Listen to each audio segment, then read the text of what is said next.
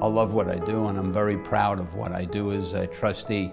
I feel like I'm more involved in caring for the fraternity as a whole in that position than almost any other position you can hold. The other interesting thing is the dedication of the 8 other men that I work with on the board, and the camaraderie that we have, and the fidelity that they have to the ideals of the craft is truly an amazing thing. 2014 is very important to the trustees and Grand Lodge because it was 150 years ago that the state legislature established the trustees. At the same time, the commitment of the membership was to provide a hall, and the net income from that hall was to go to support the home in Utica. And it's that we are all about. It's about the commitment that we have not only to care for Masons, but others who are really in need.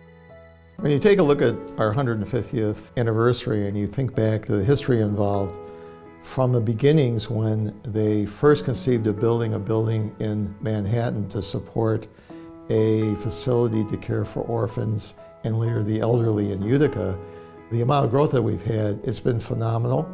And you come to appreciate the vast amount the fraternity has accomplished and the large challenges that the trustees, the Hall and Home, have had over the years. We take care of a building that some Masons from upstate see only once a year when they come to Grand Lodge session. Others are lucky enough to be in the city and meet in that building and see the way we care for it and provide a place for them to meet. Grand Lodge is a museum piece that is continually being updated so that we can command the rents that are possible in this area of New York City. We also have this great facility where the independent living, assisted living, and nursing home exist.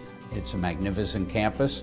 We hope for the future to expand those things that are provided to the members up here. This Masonic care community is about people. It's about the commitment that we have not only to care for Masons, but members of the community who choose to come here. That's why I am so anxious to have our brothers understand that this place is for them. And it's here that you will receive the very best care that you can ever receive anywhere. The brothers should know that at the same time, each year there's an opportunity for 200 girls and 200 boys to come to camp each summer and really feel the Adirondacks. Round Lake Camp was something that was bought for the children that lived here to have a summer experience. Since there are no children here anymore, we found it could be used by the children of the membership across the state. And the camp hasn't had an infusion of assets in years, so we are in the process of renovating the cabins, and it's a large commitment. But it's important to always look at where we can benefit our children who come to use those facilities. They build relationships and they meet Masons, and it's those kind of experiences that will make a difference in their lives and hopefully will enlighten them or encourage them to perhaps become a member of the fraternity at some time in the future. The other facilities that we have are also things that we're preserving on behalf of the fraternity for posterity.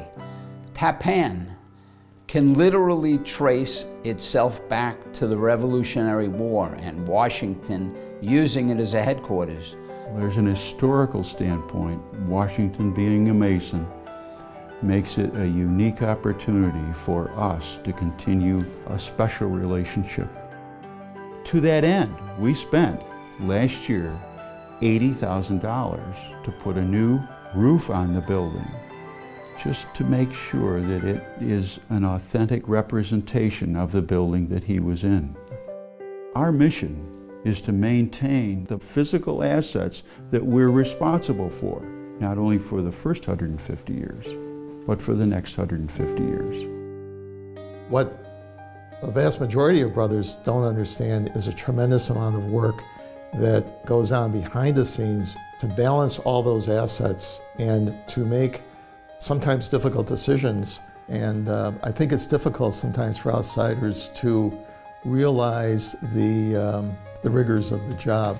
I'm going to say that I agreed to the job before I had any inkling of the responsibilities I was taking on, nor did I understand the time commitments. I guarantee you that most brothers do not have any idea what we do, nor the financial obligations that we undertake on their behalf. It's always our objective to provide the best possible care that we can, but at the same time, there are hurdles that the federal government, like it or not, throw up in front of us. There are state regulations that are in place today that make it more cumbersome to operate for any business. This is a business. Trustees have an enormous responsibility, and I'm proud and pleased with how hard they work at doing it.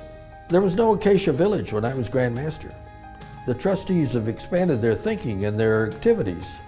I think their problems are greater than I realized from 30 years ago. Finances being part of it. We have a declining membership, and that leads to declining revenue, certainly.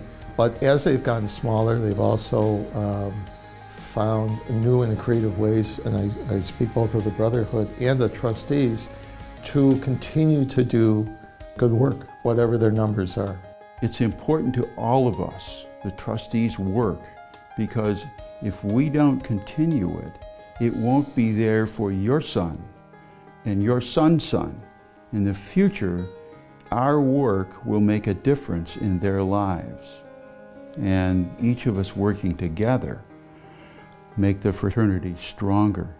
Working together as brothers, we make a difference. It's important to the future of the craft that we exist as a body to maintain the property that we hold as New York State Masons.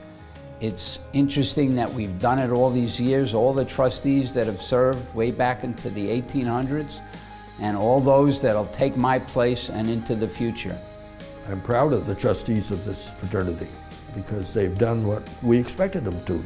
They're brothers who think and they're concerned. They're not playing. They're working and they're concerned.